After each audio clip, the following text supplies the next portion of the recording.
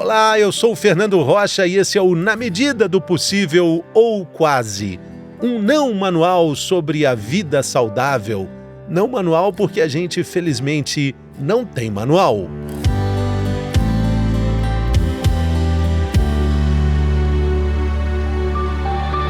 Será que existe treino para felicidade? Treino para ser feliz? Quando é que começa esse treino? Quando é que esse treino termina? Quanto custa ser feliz? Essas são algumas perguntas que vão ser respondidas nesse episódio pela terapeuta ocupacional Cecília Xavier, uma profissional entusiasmada pela vida que acredita com um brilho nos olhos que as atividades significativas vinculadas à história e ao interesse de cada um geram saúde, engajamento e, consequentemente, felicidade.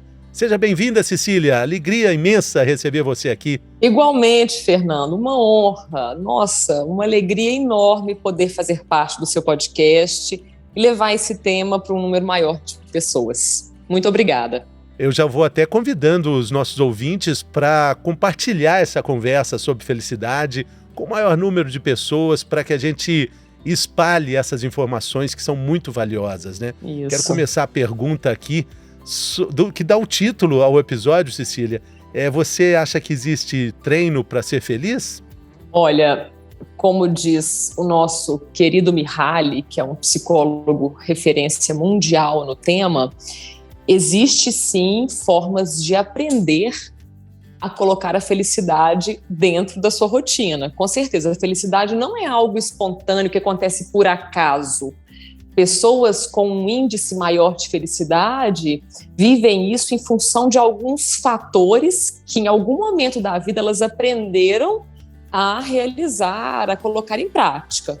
Então a gente pode, essa é a boa notícia de hoje já, gente, de cara, você pode ser mais feliz, você pode aprender a construir felicidade na sua vida.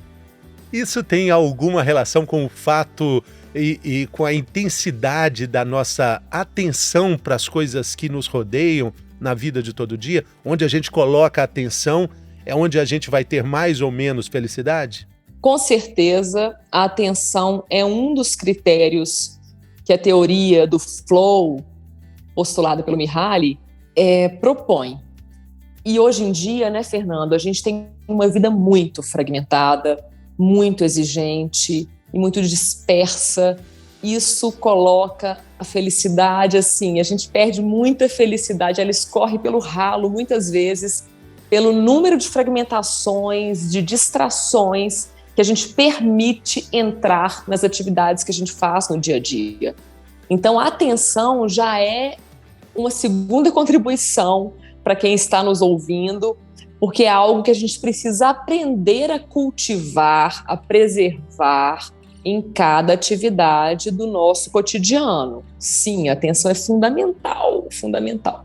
Mas nesse mundo multitelas, nesse mundo multidimensionado, a gente tem muita dificuldade em prestar atenção nas coisas até mais simples, né? Onde é que a gente perde? Onde a gente perde o chão nessa história? A gente precisa entender, aí trazendo uma segunda referência da Sociedade do Cansaço, coreano Won Chun, um nome também difícil de pronunciar, mas que me deixou essa mensagem no ano passado preciosa. Não podemos tudo. Essa mensagem de que a gente pode tudo, o yes we can, a gente precisa entender que somos seres limitados. Com isso, a gente precisa aprender a escolher. Ao ter que escolher, obrigatoriamente, eu preciso colocar limite nessas interrupções, no número de atividades, no tempo que elas demandam, desligar os aparelhos para esculpir uma experiência mais significativa, mais saudável e mais feliz. Então, atitudes simples, como desative as notificações do seu celular. Por exemplo, tire o barulhinho do plim, plom, plom dos equipamentos. Cada vez que um barulhinho entra no seu ouvido, você acabou de perder a possibilidade de viver um estado de flow no que você estava fazendo. Porque existe um certo mergulho que é possível de vivenciar nas atividades, que ele só acontece se você tem uma atenção plena no que você está fazendo. E a sua entrega naquilo, o seu sentimento com aquilo, ele só vai ser muito bom com uma atenção inteira nesse mergulho. Fora do mergulho, você não aciona o flow, essa felicidade que a gente está falando aqui, e você não aciona a atenção plena. Não tem jeito, porque fica tudo muito fragmentado. Eu gosto muito dessa palavra. Então tem que desligar, a gente tem que cortar, sabe? Desligar é diferente de cortar, né? A gente tem que aprender a diminuir, pelo menos, porque eu acho que fica mais viável no mundo de hoje, com esse excesso de tudo, aprender a ir reduzindo o número de interrupções, de fragmentações. Sim, em alguns momentos, se possível, tira os equipamentos. Eu estou falando de equipamento porque é um exemplo concreto, tá? Para ilustrar o que a gente está falando. Mas uma coisa que eu faço, quando eu vou trabalhar e que eu preciso de uma entrega mais profunda, mais bem feita, eu não só desligo o telefone, os barulhinhos, a vibração, como eu tiro o aparelho do meu campo de visão. Porque são tantas conexões que a gente faz a partir de um aparelho de celular, que se ele fica ali, ele me distrai só com a presença física dele. É impressionante. Eu fui percebendo isso com o tempo. Então, eu tiro o celular do meu campo de visão, assim, para dar um exemplo. E você citou esse grande professor de vida, né, que foi o Mihaly, né? E a palavra flow, que hoje está muito internetizada, né? Virou uma palavra quase que da moda. Tem conexão com o estado de êxtase que ele buscou na pesquisa dele com pessoas das mais diversas profissões em diferentes cantos do mundo. Qual é o ponto de contato comum que existe entre pessoas tão diferentes que relatam um estado muito próximo do que a gente pode chamar de felicidade? O que elas fazem, o que elas fizeram para alcançar esse êxtase / flow, se é que eu posso dizer assim? É isso mesmo. É um estudo lindo, feito em vários países por décadas, e a gente precisa dar mais ouvidos, mais espaço para esse tema da felicidade, porque a sociedade está com um gap muito grande, Fernando. Ela está com uma contradição absurda entre as conquistas científicas, tecnológicas, descobertas e o índice de felicidade da população. Uma coisa está avançando muito mais do que a outra. As nossas conquistas não estão nos deixando mais felizes. Então, eu queria que essa frase inquietasse as pessoas que nos escutam para que a gente possa buscar essa tal felicidade, porque ela existe e, em geral, ela está muito mais perto do que parece. Então, respondendo a sua pergunta, o que existe, né, de comum entre as pessoas tão diferentes que experimentam a felicidade com mais frequência e com mais facilidade? Bom, ele propõe 8 critérios, mas eu acho que é muito para a nossa conversa de hoje. Se a gente tiver uma outra oportunidade, a gente pode mergulhar só nesses 8 critérios, mas eu escolhi 3 para compartilhar hoje com vocês. O primeiro, de cara, você já trouxe, que é a atenção. Tem que ter atenção e concentração no que você está fazendo para você entrar nesse estado de flow, que significa fluxo, né, em português. Fragmentando tudo, fica impossível. Então, já é um baita de um desafio no nosso estilo de vida, no mundo em que a gente vive hoje. Mas está posto que esse é um elemento fundamental. Outro ponto muito importante é a gente conseguir ajustar o nível de desafio nas atividades que a gente faz, para que ela não fique nem tão fácil a ponto de ser entediante, banal e me desmotivar, até que eu desista dela, mas também não tão difícil a ponto de ser impossível para mim. Isso também vai me desmotivar, vai me trazer um desconforto na relação com aquela atividade e eu vou desistir do processo ou do projeto, da atividade. Então, aprender a balizar esse nível de desafio no que você está fazendo e colocar o tempero na medida certa também é outro elemento muito importante. E que na terapia ocupacional, inclusive, que é a minha profissão, eu costumo falar que esse é um dos pulos do gato, assim, no que a gente faz, no que a gente tenta trabalhar com as pessoas que nos procuram. E o terceiro é a questão do envolvimento com o que você está fazendo, que é essa entrega. Você se entrega para aquilo a ponto de não perceber o tempo passando. O tempo, às vezes, quando você entra em flow, ele pode passar rápido demais, ou você simplesmente esqueceu do relógio. Maravilhoso! Você se esqueceu do relógio, você se esqueceu de que estava sendo observado, aquele olhar de fora, aquele olhar do outro que perturba tanto a gente em muitos momentos, ele desaparece quando a gente está em flow, por exemplo. Então, é um estado de muito prazer, de relaxamento, de entrega. Você não está de olho no seu desempenho, você não está querendo fazer o certinho, você está vivendo a experiência de dentro, sabe? E é muito legal, assim, para fechar meu raciocínio dessa parte, porque as grandes mudanças da nossa vida, elas podem acontecer de dentro para fora, quando a gente procura um psicólogo, vai fazer uma psicoterapia, por exemplo, as boas reflexões filosóficas, etc. Mas elas também acontecem de fora para dentro, que é a partir do que a gente faz. E todo mundo faz dezenas de atividades por dia, desde o banho que você toma, o cafezinho, um encontro com os amigos, o seu trabalho. Tudo isso são oportunidades de começar a criar uma relação diferente com o que você faz e ser mais feliz.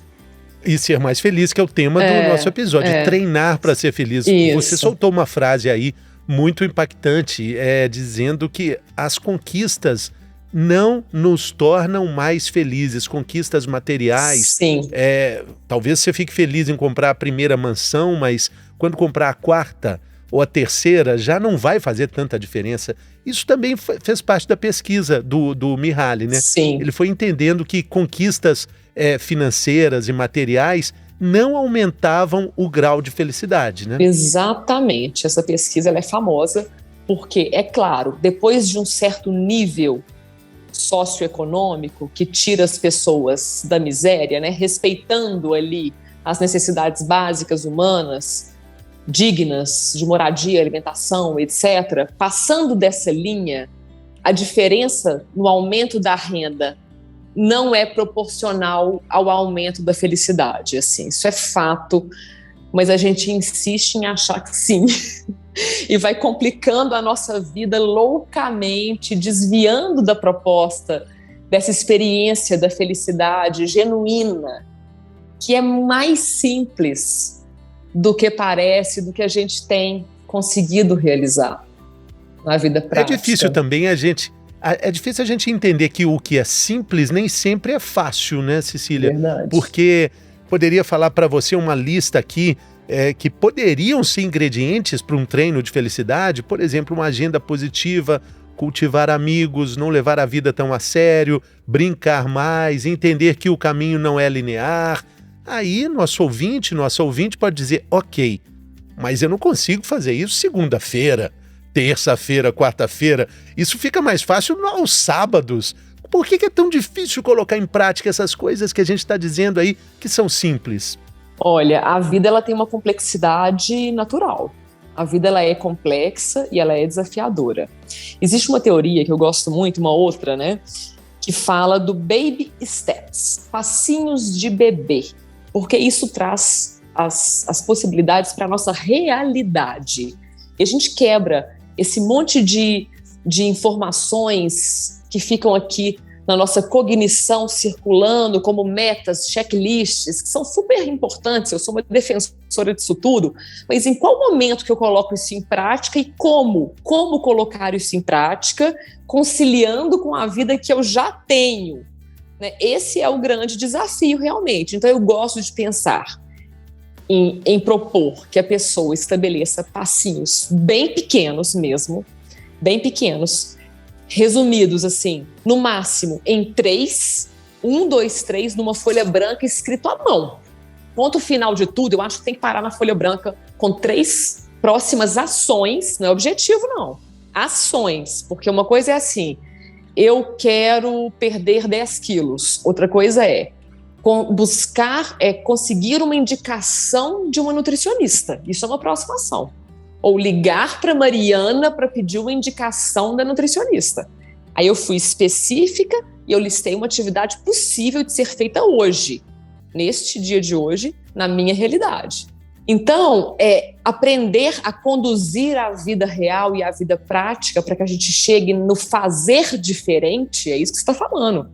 É muito importante, é fundamental. Sem a ação, que é o ponto final dessa história toda, da felicidade e das mudanças verdadeiras, vai tudo por água abaixo. Não existe construção de uma vida melhor sem a ação diferente no dia a dia. E a gente pode pensar bem pequenininho mesmo. Se pensar grande demais, vai desistir do projeto e não vai andar. Exatamente. Não é uma lista de desejos. É uma lista de ações de todos os dias. E aí a gente vai encontrar uma plenitude, a gente chega na plenitude com esses passinhos de bebê? Eu acredito que a gente chegue em um ponto melhor do que o que você estava antes, do que o que a gente estava antes. Você não vai chegar numa vida ideal, porque cada um chega aqui hoje, nesse dia, com uma história de vida, com seus traumas, com seus sofrimentos, suas dificuldades, suas limitações, porque somos seres limitados. Eu gosto de falar isso porque eu acho que a gente começa a entender que a gente precisa escolher. Então tá, eu quero um tanto de coisa diferente para mim, mas tudo ao mesmo tempo eu não consigo cuidar. O que eu quero como prioridade para esse momento da minha vida? E aí vai para a lista, sabe? Aí a gente consegue sim, eu acredito em construção. Eu acredito na construção dentro de um passo a passo, consciente, específico, possível, ali estabelecido, coerente com os seus maiores projetos. Adoro pensar em coerência entre o sentir, o fazer e o falar, sabe? Gosto assim são premissas que vão norteando as decisões que a gente toma dia a dia. E num primeiro momento, Fernando, a pessoa não vai conseguir visualizar de uma forma concreta o que ela já avançou, o que ela já conquistou. Mas eu falo assim, gente, aposta no processo, vai lá, passinho a passinho, pecinha por pecinha. Daqui a pouco você vai ver uma diferença. E a felicidade começa a se tornar mais frequente, sim. Interessante você falar nessa aposta do processo, né? Porque muitas pessoas dizem que é importante você, é claro, você vislumbra com uma chegada, mas se você não gostar da caminhada, não gostar do processo, vai ficar mais difícil, talvez até impossível. É preciso gostar do processo, né? Com certeza, e aprender a gostar do processo é maravilhoso, porque o que é processo? Tomar um banho é parte do processo, é uma peça do processo. Então, mais um exemplo, né, para que as pessoas possam experimentar isso. Tomar banho de luz apagada à noite. Você já fez isso alguma vez? É um clique. Eu já fiz, você acredita? Você apaga assim, ó, pum, não gasta nem R$1, você não vai gastar mais tempo nisso, mas você esculpe, você lapida a experiência do banho de um jeito diferente, aquilo traz um sentimento diferente. Então, atitudes muito simples na forma de conduzir as atividades vão trazer um sentimento diferente. Isso é felicidade, isso é processo. Isso é aprender a gostar do processo, não é? Isso é muito bacana mesmo, porque no banho você não vai naturalmente pegar o celular, você não vai naturalmente fazer outra atividade. Talvez seja um grande exercício para você entender essa companhia preciosa que é a nossa própria companhia, né? Exato. O banheiro é interessante porque o banheiro, em geral, ele é um lugar mais respeitado. Eu já cansei de ouvir mães de criança pequena falando assim, nossa, eu vou pro banheiro, eu finjo que eu quero ir ao banheiro para me trancar lá dentro por 2 minutos e as pessoas me deixarem em paz, porque é o único lugar da casa que eu tenho para mim. Então, assim, o banheiro já tem essa característica mesmo de impor um respeito para um momento daquela pessoa que entrou ali dentro, e o banho é o prolongamento disso. É um momento que você pode gerar uma conexão com você diferenciada, diferente, uma pausa. Realmente, os equipamentos não entram ali, por favor, tomara que não crie, né? Já existe, mas pelo menos não viralizou por aí. Os aparelhos para dentro do banho, do chuveiro, não, gente. A gente precisa de reaprender a sentir. Eu acho que é isso. A gente tem que retomar a capacidade de sentir. Isso fica muito distante. Interessante. Muito legal. Se a gente der, assim, para a gente finalizar esse nosso episódio, uma dica para começar a treinar a felicidade seria essa dica aí, Cecília, de aprender a sentir. Com certeza. Eu acho que isso tem relação direta com a felicidade.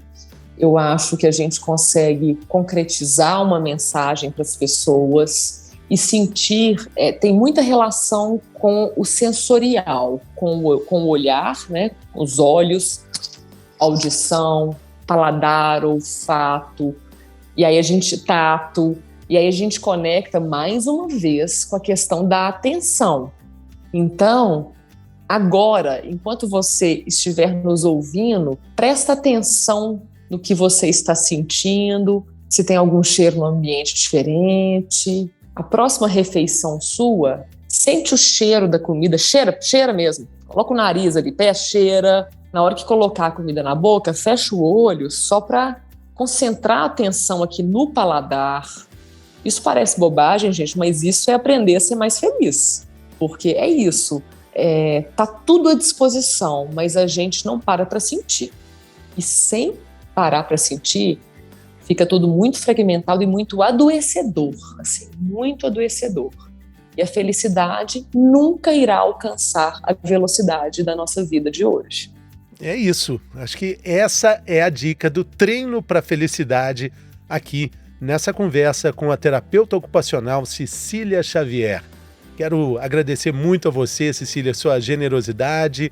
Já te convidar para voltar em outro episódio para a gente falar mais sobre Mihaly e sobre o treino para a felicidade, sobre outros aspectos, né? Vai ser muito um obrigado, prazer. Valeu demais. Muito obrigada, eu que agradeço. Vai ser um prazer voltar muitas vezes. Com certeza. E para quem chegou até aqui acompanhando a conversa, fica mais uma vez o pedido para você compartilhar o nosso episódio através das redes sociais, pelas mensagens aí de WhatsApp. Vai ser muito bacana difundir todas essas informações, como eu falei lá no início. Valeu, Cecília, valeu, queridos e queridas ouvintes. A gente se vê na próxima semana com mais um episódio de Na Medida do Possível, ou quase. Saúde, pessoal!